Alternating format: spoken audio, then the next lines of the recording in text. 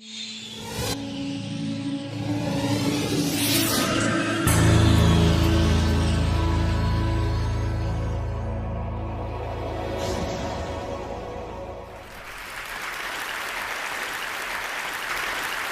like to talk about my dad. My dad has Alzheimer's disease. He started showing the symptoms about 12 years ago, and he was officially diagnosed in 2005. Now he's really pretty sick. He needs help eating. He needs help getting dressed. He doesn't really know where he is or when it is.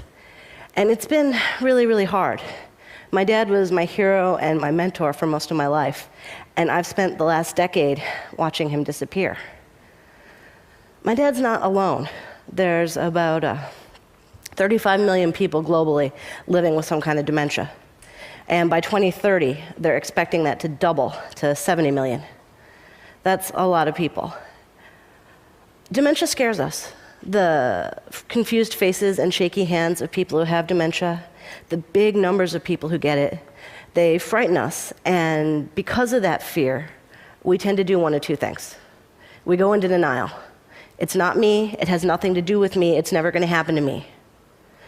Or we decide that we're going to prevent dementia, and it will never happen to us because we are going to do everything right and it won't come and get us. I'm looking for a third way. I'm preparing to get Alzheimer's disease. Prevention is good, and I'm doing the things that you can do to prevent Alzheimer's. I'm eating right, I'm exercising every day, I'm keeping my mind active. That's what the research says you should do. But the research also shows that there's nothing that will 100% protect you. If the monster wants you, the monster's going to get you. That's what happened with my dad. My dad was a bilingual college professor. His hobbies were chess, bridge, and writing op-eds. He got dementia anyway. If the monster wants you, the monster's going to get you, especially if you're me, because Alzheimer's tends to run in families. So I'm preparing to get Alzheimer's disease. Based on what I've learned from taking care of my father and researching what it's like to live with dementia, I'm focusing on three things in my preparation. I'm changing what I do for fun. I'm working to build my physical strength. And this is the hard one. I'm trying to become a better person. Let's start with the hobbies. When you get dementia, it gets harder and harder to enjoy yourself. You can't sit and have long talks with your old friends because you don't know who they are. It's confusing to watch television and often very frightening. And reading is just about impossible. When you care for someone with dementia and you get training, they train you to engage them in activities that are familiar, hands-on, open-ended. With my dad, that turned out to be letting him fill out forms. He was a college professor at a state school. He knows what paperwork looks like. He'll sign his name on every line. He'll check all the boxes. He'll put numbers in where he thinks there should be numbers. But it got me thinking, what would my caregivers do with me?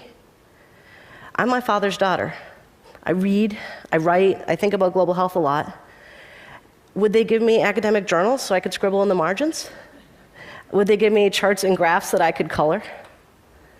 So I've been trying to learn to do things that are hands-on. I've always liked to draw, so I'm doing it more, even though I'm really very bad at it. I am learning some basic origami.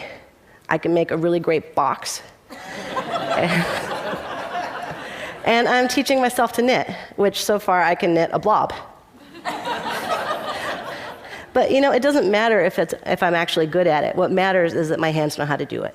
Because the more things that are familiar, the more things my hands know how to do, the more things that I can be happy and busy doing when my brain's not running the show anymore.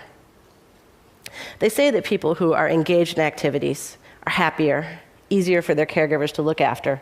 It may even slow the progress of the disease. That all seems like win to me. I want to be as happy as I can, for as long as I can. A lot of people don't know that Alzheimer's actually has physical symptoms as well as cognitive symptoms. You lose your sense of balance, you get muscle tremors, and that tends to lead people to being less and less mobile. They get scared to walk around, they get scared to move. So I'm doing activities that will build my sense of balance. I'm doing yoga and Tai Chi to improve my balance so that when I start to lose it, I'll still be able to be mobile. I'm doing weight-bearing exercise so that I have the muscle strength so that when I start to wither, I have more time that I can still move around. Finally, the third thing, I'm trying to become a better person. My dad was kind and loving before he had Alzheimer's, and he's kind and loving now. I've seen him lose his intellect, his sense of humor, his language skills. But I've also seen this. He loves me, he loves my sons, he loves my brother and my mom and his caregivers. And that love makes us want to be around him even now, even when it's so hard. When you take away everything that he ever learned in this world, his naked heart still shines. I was never as kind as my dad, and I was never as loving. And what I need now is to learn to be like that. I need a heart so pure that if it's stripped bare by dementia, it will survive. I don't want to get Alzheimer's disease. What I want is a cure in the next 20 years soon enough to protect me. But if it comes for me, I'm going to be ready. Thank you.